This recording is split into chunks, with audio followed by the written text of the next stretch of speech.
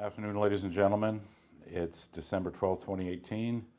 I'm here with Chris, who's the CEO of, I hope you will recognize, Great Bear.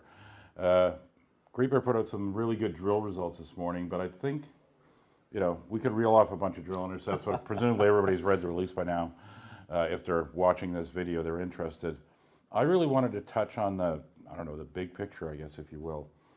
Can you start off by, and you'll all see where this is going, but you can start off by giving us, I guess, the definition, the model for Red Lake, like a classic Red Lake gold deposit. What makes a gold deposit a Red Lake gold deposit? I guess the one we should probably talk about is the Red Lake gold deposit, which would be the Red Lake gold mine that's operated by Goldcorp. Right. Some of the key features there that you would look for would be very continuous, steeply dipping, high-grade gold zones. That'd be number one, obviously the one that's most economically significant. You'd be looking for a big regional fold structure that would give the rock the ability to be strained and to partition out gold-bearing fluids, so it's very important from a generative standpoint. You'd also be looking for certain types of geology, mafic geology with ultramafic units that are within it.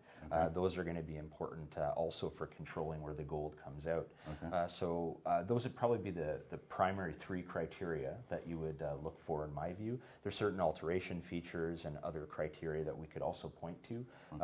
But effectively, what makes Red Lake stand out is the abundance of high-grade gold and its presence in these very rich systems that have very significant depth extent. Okay, now where I'm going there, as I'm sure you already realize, is when Great Bear picked up the Dixie project, part of the reason why you were able to get the deal that you got on it was, notwithstanding some decent, high-grade hits here and there in the past, the general opinion was that this was not Red Lake geology. It wasn't the right combination of lithology and structure to make it possible for you to have a Red Lake type of gold deposit. Certainly based on what's on the maps you put out this morning, I mean, you seem to have all the parts now. I mean, am I reading too much into it? We always have to kind of walk a fine line when we put out news releases, but just for full transparency, we have 4 geologists that used to work for Goldcorp until quite recently working on our project, and they've worked at the main mine, they've worked at other deposits in the Red Lake area, and they've seen all the key characteristics of those projects. Some of the common features that we see between the main Red Lake gold mine and the Dixie property are that big scale regional D2 folding, the same general underlying geology are very similar, a mix of mafic units and now ultramafics as well, and some sediments as well, which are also important for localizing where the gold comes out. But really what we see that's very important is similar geometries of steeply plunging high-grade gold zones, and the more drilling we do, the more of this type of good mineralization we keep finding. And that was really the focus of our release today, was to show people the broad similarities between the overall geology, between what we have and what you see at the big mine, and also the fact that we're drilling a broad new gold system.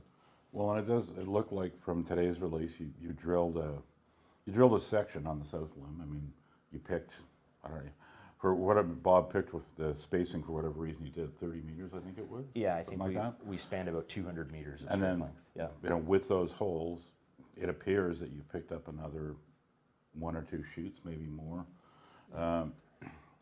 What's your sense of, is there a periodicity here? Is there something specific? I mean, your sense based on this new drilling is, this is the kind of pleasant surprise we can maybe expect as you keep moving along that limb? Well, and quite understandably, we had a lot of interest with the first Hinge Zone results, because it's a high-grade zone, and it seems now we've just extended it by 140 meters down dip. I mean, it's Red Lake. I mean, you typically are stepping out 15 meters, 10 meters, sometimes 5.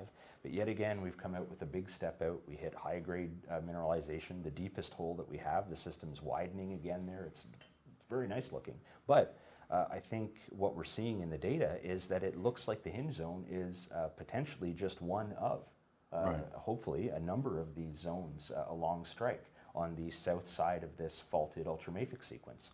And that's certainly what we see with the Dixie limb. We see multiple zones repeating every 100 meters or so along strike. Right. And we just haven't done enough drilling yet to see how many we have in this new area. Yeah, so I mean, essentially you've got these huge limbs, you've got these chutes appearing along those limbs, but you know, based on today's release, I think we can get past the idea that you have to have a hinge in the literal sense. I mean, you don't need to be in the fold nose to be generating those kind of high grade results.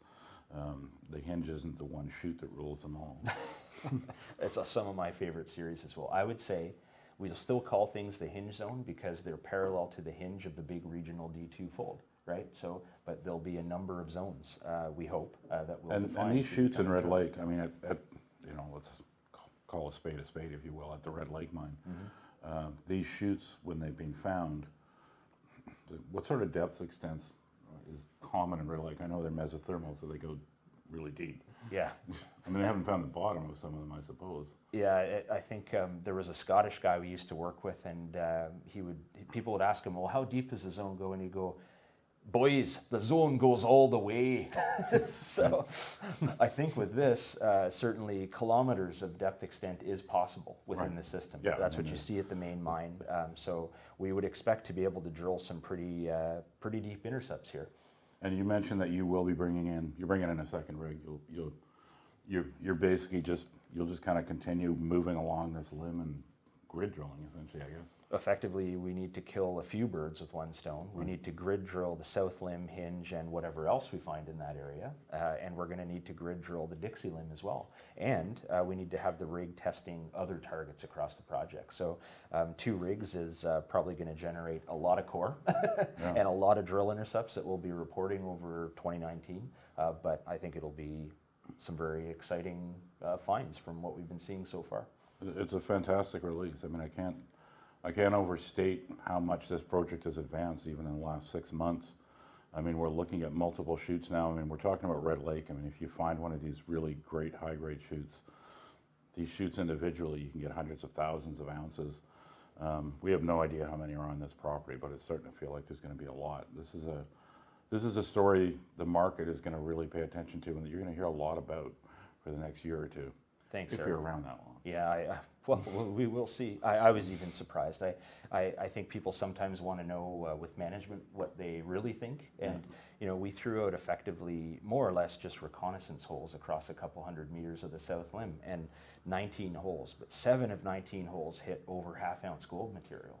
I mean, That's really impressive. I can't point to a parallel to that over just raw drilling in a new area. It was very impressive, I have to say. Congratulations. I mean, you know, hats off to you and Bob. You guys have done a great job. Well, hats off to Great Bob discovery. and the Red Lake team. Those guys have been phenomenal in terms of guidance and insight for the project. Okay. Thanks very much. Thanks for getting together with me today. Thanks, Eric.